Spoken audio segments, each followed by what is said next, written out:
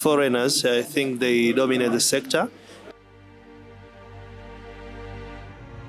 But local contractors they are fighting now in Tanzania is fighting to get into a big project so that at least can be 50-50. Now is almost maybe 10% or 5% around that figure. Local market, local contractor they share, but the foreigner is almost 95% or 90%. So it's a big difference.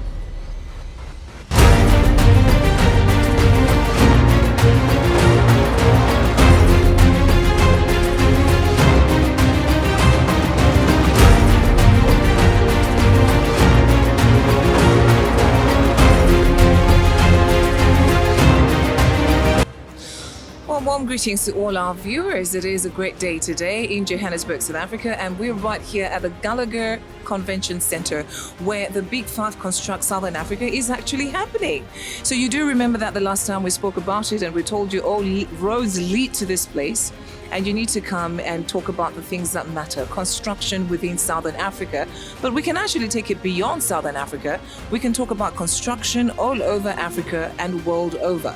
Very important stuff to talk about. So it's day 2 actually, so you can actually come and visit us at the Broll Exhibition Center. You can come and see what is happening, different participants, different exhibitors that are here showcasing the important stuff when it comes to construction. And actually, having said that, I've actually got a special guest today, and he's in construction as well, coming all the way from Tanzania. So help me welcome Deo. Let me call you Deo. Yes. I can do that, right? Yes. Because your full name is a very interesting one. Welcome to our podcast, and thank you for joining us today. My pleasure to be here. Absolutely. So tell us, you came all the way from Tanzania? Yes, I came all the way from Tanzania. Especially for the Big Five Construct Southern Africa? Yes, specifically for this one. All right. So what was your interest in this? Actually, my interest to upgrade myself because wherever there is a show around the world, you go and check what is new in the market so that you cannot be left behind. So you have to upgrade yourself with the new technology, with the new things happening around the world. I like that because that's an actually ever-evolving kind of like industry, something innovative, something new, literally every day. Yes. But let's talk about construction in Tanzania. How is the construction industry in that part of Africa? Wow. Construction in Tanzania actually is booming now, and there are a lot of projects which is happening now, and as I was estimate, there are some estimates actually. It find that Tanzania construction industry is around per annum is around 40 billion to 60 billion. US dollars? Yes, US dollar. That's big. Yeah. Yes, so you can see there are a lot of projects going on. LNG, the project for Toto from Uganda to Tanzania, water projects, big bridge, like the longest bridge in East and Central Africa. Yeah. We built in Tanzania is actually 95%. Water dams, the biggest water dam in Africa, we built it in Tanzania. Now is actually 96% finish. So there are a lot of things happening in Tanzania, and it's booming, and especially in the real estate industry is booming. So I see there is a great future for Tanzania construction sector. That's great to hear. Now, yesterday in one of our plenary sessions, when we actually opened this convention, this conference, there were some difficulties that were highlighted by different participants in the construction industry. And they had concerns that they thought this could be addressed to actually move the industry forward. In Tanzania, what are your, maybe should I say, challenges that you come across, disadvantages, things that can maybe be addressed, maybe at this conference or even beyond?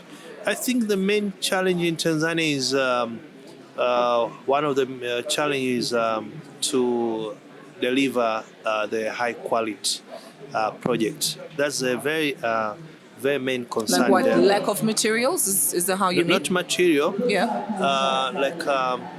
We have a lot of local contractors, but to win the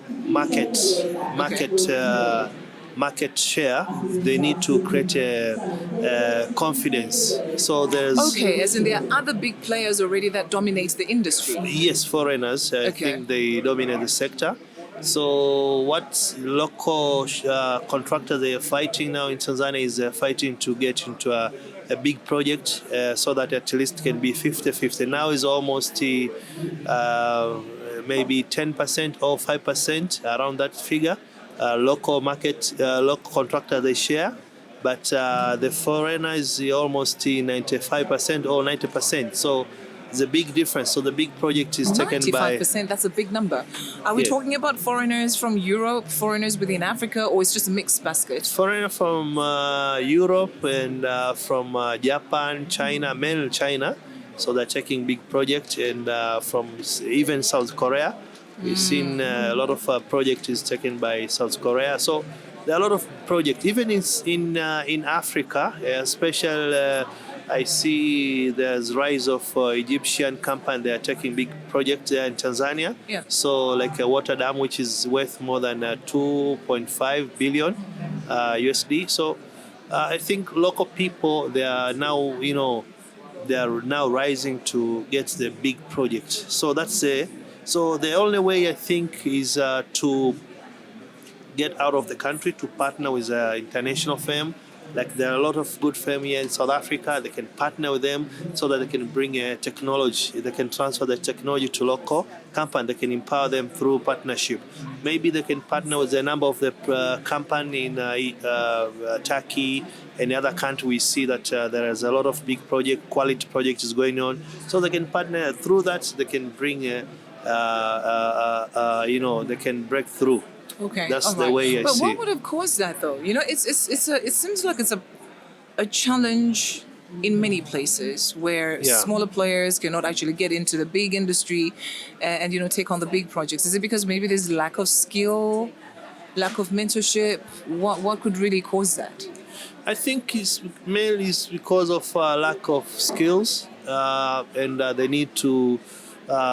They need so it's something that it's personal, drives people. They need to get out of the country and they learn the new skills, and also to work with a multinational company so that they can get those skills and then bring back to our country so that they can start the company that can deliver the same way they deliver it abroad. Yes. Okay, all right. So we speak about the big projects, and this is what we actually want to see Southern Africa and South Africa at large. I mean, and Africa at large, taking on big projects, constructing Africa. Making Africa an attractive place with quality buildings, with quality infrastructure, because infrastructure actually shows you how economies are growing and Yes. how economies are actually performing. It's Yes. very important that any government in the world actually showcases the kind of infrastructure that they have. It says a lot. It says a lot. But now let's talk about a topic that has been brought to the table more often than not when we talk about construction. So let's talk about the construction mafia. I like the fact that you even Yes. laugh. So in one of our plenary sessions yesterday, a lot of the players there were talking about the construction mafia being like one of the biggest challenges the industry is facing. Yes. So let's say Deo, you get a project to construct a dam, to construct a mall, whatever the case may be. There's some people that need kickbacks for this project to happen. Yes. So for you to get it, you have to pay another person. You have to put money in a brown envelope here. There has to be somebody who will now introduce you to the person that can give you this tender. Let's talk about that. Have you experienced that yourself? Yes, and even to undercut, and then at the end of the day, you end up not deliver the project, and that's the main challenge of local contractors. Yeah. Even a big contractor, contractor don't care because they get a big share. So even if they give you, they give someone 10% or 5%, it doesn't hurt. But for local contractor, they end up failing to deliver because of that challenge of 10% and Something, give me Yes, something. And maybe the yes. quality of the project is also compromised in the Yes, process. that's the main challenge local contractor they're facing right now in Africa, if not in Tanzania. Wow. So how do we deal with this challenge? It seems like even when you try and report it to the authorities themselves are also involved. the mafia has long-reaching arms, whether it's in the police, whether it's in the justice offices, in the legal offices. So how then what do you think can be done to actually deal with this challenge? To tell the truth, there's two approach. Which other part of the world I see they adapt. In China, in Western country, they blacklist people who actually they did something wrong like that, and they under-deliver. So when you did something wrong, you have been blacklisted that because of this and that with the proof.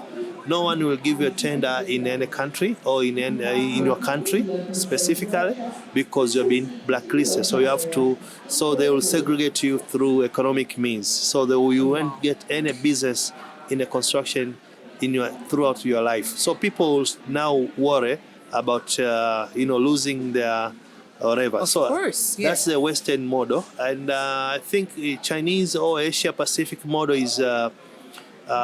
They give a very big punishment to those people who did, this the kind of mafia stuff. cartel kind of things. Yes. Yeah. So Africa, we need to choose. But I think it can work in Africa, the Western model, because Africa, to use Asia Pacific model, it doesn't work that much. So wherever you found guilt for this kind of stuff, you have to be maybe blacklisted so that no one will touch you again. I think that's a very good way to go because at least it shows you that people are being serious here. Yes. Right, it shows you that people are being serious. So let's talk about the future of construction. Where do you see this whole industry going? Where I see Africa, actually, there are a lot of things to be constructed, and the opportunity is big than any other part of the world. So I think for me, what I see here is I think Africa, they need to invest more on manufacture the material, quality material, and so we need to invest on the manufacture of our own material than depending on outside Africa. So mainly Africa, we import a lot of material from abroad. So we don't have that technology. So we need to create that capacity because the future is ours. And also another thing is which I see is we need to invest on technology transfer. So we can do whatever it takes. China, they did whatever it takes so that they are there where they are now because they do whatever it takes for them to be there now. Yeah. So Africa, we need to do whatever it takes so that we can get this technology, we can get these skills which is needed now at a world-class level so that we can compete in the world project so that we can stand out and we can shine. Another thing is what we can do, the future of project in Africa is think Africa, they need now to create what kind we'll call it self-love. To bring the confidence to local contractors because for me it's a psychological torture for giving international contractors versus local contractors. Just come up with a way that you blacklist these people who did mafia stuff. And then at the end of the day, the arrest will follow. We're afraid to do that. It will be a lesson. So that so we need to create a system which can work for local contractors of disciplining them if they didn't deliver, and also giving them more tender. Because the more you give the tender, the more local people, local contractors, they get money, and the multiply effect is huge in the economy. Absolutely. We are certainly looking forward to a well-constructed Africa, just like you say. That is what we want. That is why we're here today at this conference, here at the Gallagher Convention Center, to discuss these matters and see how best we can sharpen each other so that we can deliver on these. Okay, so if someone is watching you right now, what would your closing remark be to encourage them to be a part of this construction industry? Africa construction is the biggest opportunity we have ever in our life. So we construction is everywhere, mining, water projects, housing, everything, road projects. So it's a big project. It's a big opportunity for Africans. So it's a blessing that our God gave us. So we need to utilize now. We need to now to wake up Africa so that we can get this share now, not waiting for someone else to do it for on our behalf. Yes, So absolutely. Africa, we need now to take action that this is our time, and if you want to not be left behind, to be part of the history, you can now jump into a construction industry, but make sure that you don't involve into mafia stuff. I like that. Well, Deogratius Kilawe. Yes. There we go. I got it right. Yes. No, I deserve a construction job. I got your name right. Can you imagine that? Deogratius Kilawe. Kilawe. I pronounced. So, what language is that in Tanzania? Kiswahili. We speak Swahili. Yeah, Swahili. Okay, I Yes. understand a bit of Swahili, so there we go. I'll learn more from you, though. Yes, karibu sana. I know how to say karibu. Karibu sana. Karibu sana. There we go. Yes. So, how do I say thank you for joining me today? Asante kwa kujiunga kwenye interview hii. Okay, let's just say asante. Asante. Asante sana. Karibu sana. Thank you so much for joining us today on this special podcast. Remember, it's day 2, and we're right here at the Gallagher Estate. Come to the Brawl stand and have a Brawl experience. What are you waiting for? It's really great, it's very informative, and you need to be here and make sure that you get all the necessary information as we speak to this construction industry that is very important to any economy. Thank you for joining us.